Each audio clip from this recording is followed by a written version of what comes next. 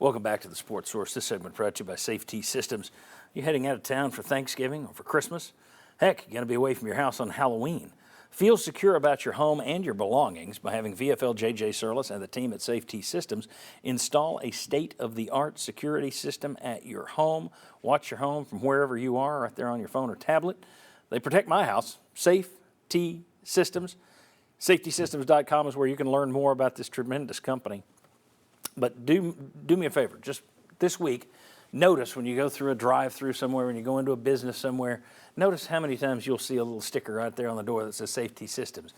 That's an advertisement. That's yet another client of these people telling you need to do the same thing. Safety Systems. Okay, let's look at a few more comparisons here.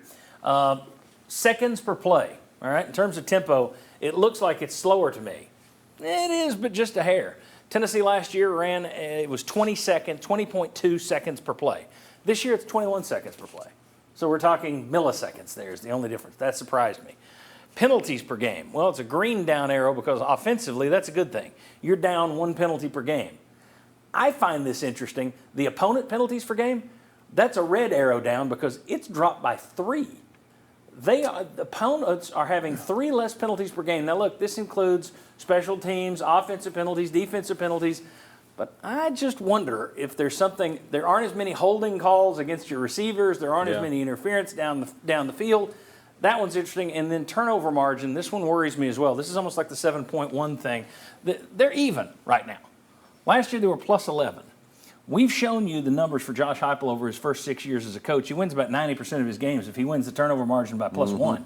The fact that you're not winning by plus 1 this year, that's a concern. That's one to watch moving forward. We'll come out of that graphic. These guys wanted to mention the penalty thing. It looked like they were looking at me. Yeah, especially the opponent's penalties. When your pass rush is that good and the opponent's not getting false start penalties, holding penalties, things like that, and when your pass rush is as good as Tennessee's is and you're not forcing more turnovers, that's also a little bit problematic to me. Yeah.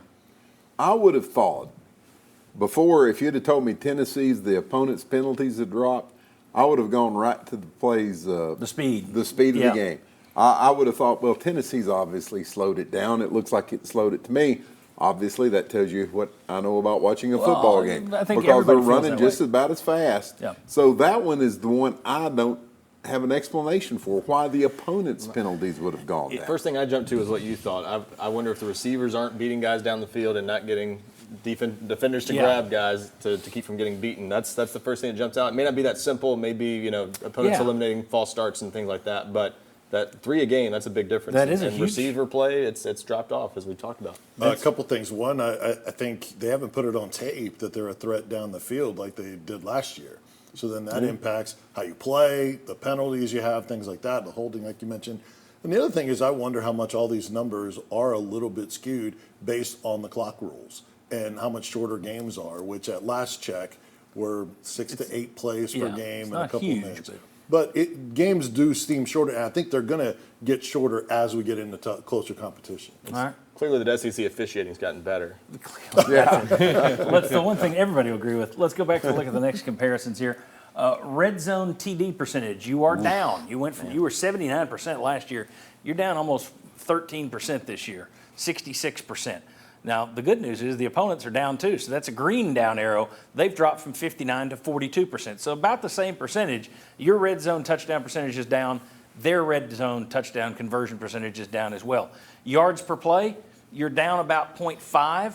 We've shown you that 6.0 is what they're looking to hit with Josh Heupel. Anytime you're over 6, it's about a 90% win percentage. They're averaging 6.4. It's a little closer than I expected. Opponents' yard per play, that's dropped as well. But again, you've played the weakest part of your schedule so far. So we'll see if that holds up. And then comparisons, number 3, last one here. This is kind of a line of scrimmage thing, all right? Your sacks are up. You're up 2 sacks per game from 2.3 last year to 4.4 per game.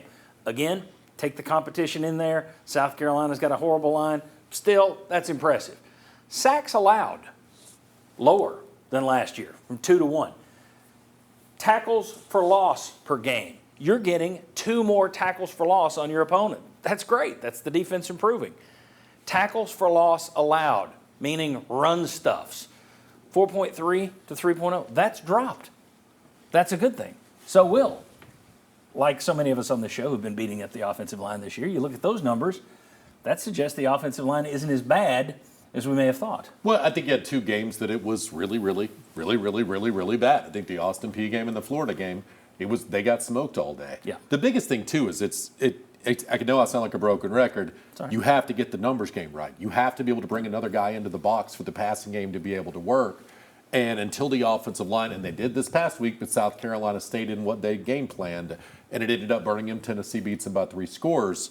That's another thing the offensive line has to do. I do expect it to be better with this 5 that they have right now. The sacks allowed surprises me. That's a number I expected to go up Yes. this year, and the fact that it's gone the other way is crazy to me. The tackles for loss, I could credit the running backs for that maybe too. That's what I was getting ready to say. Give Jalen Wright a pat on the head for that one. Those guys have turned losses Yeah. into no gains at least, Yep. and that makes a difference. So yeah, some surprising stats there in a couple areas. Anything else? Last year, they only had 4 more sacks than sacks allowed.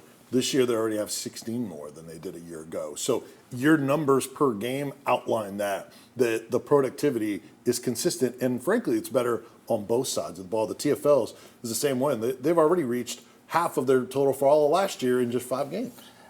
2 numbers, and I've already mentioned that of all these comparisons we've shown you, 2 numbers that stand out to me that they're going to have to get better in the back half. One is that 7.1 yards per attempt. If you're ranked 13th in the SEC Yep. in yards per attempt at the end of this year, you could wind up a 7-5 football team. If you don't start turning the ball over, getting your defense turning the ball over from the offense, and you maintain just even the rest of the way, that makes a lot more of those games questionable to me. If you just Yeah. get to +1, force the turnovers, and it's one of the things they talk about. They're incredibly aggressive.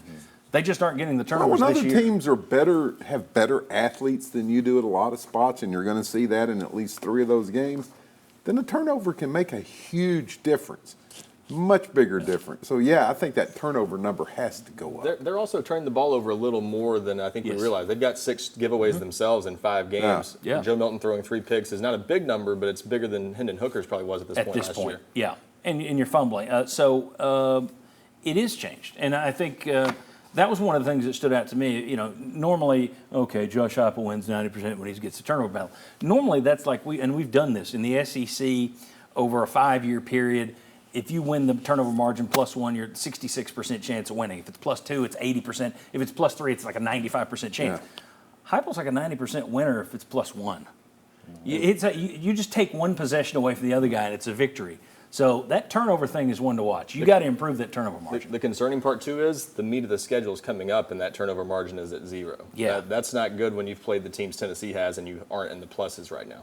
All right, when we come back, we're going to give you our keys for a successful end of the season for Tennessee. What do they need to do to make October and November good? We'll each give our keys. Bob will actually just sit here and throw things at us and tell us where we're wrong. That is his role today. Come on back on the Sports Source.